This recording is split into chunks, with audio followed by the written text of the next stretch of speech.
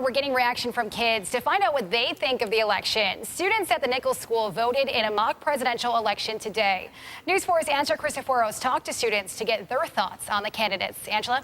Christy, these kids may be too young to actually vote, but they certainly have their opinions about the candidates.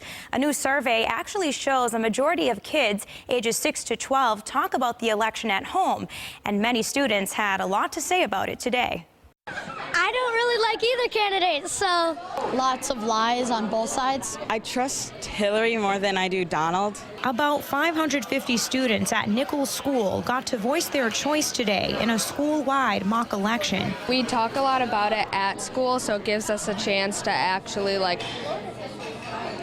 write down what we're voting for, who we're voting for, without people saying why and stuff. In a new survey by Highlights of 2,000 kids between ages 6 to 12, 80% of them said they talk about the election at home often, or at least a little bit.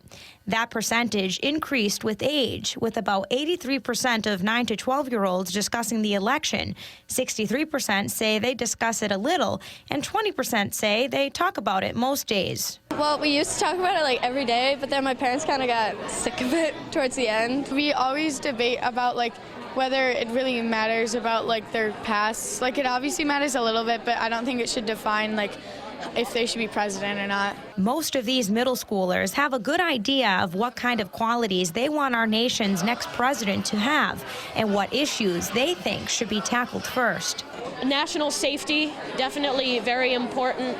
The economy, the immigration problem, stuff like that. Our Second Amendment and our Constitution should be protected, and we should secure the borders. If you can't control half or just a bunch of classified emails, I don't know if you can control the whole country. The election results at Nichols School are in. Clinton won with about 58% of the vote. Trump got 30%, and the other 12% went to third parties. Students in the stats class will be analyzing the results for trends. Live in the studio, Angela Cristoforos, News 4 at 4.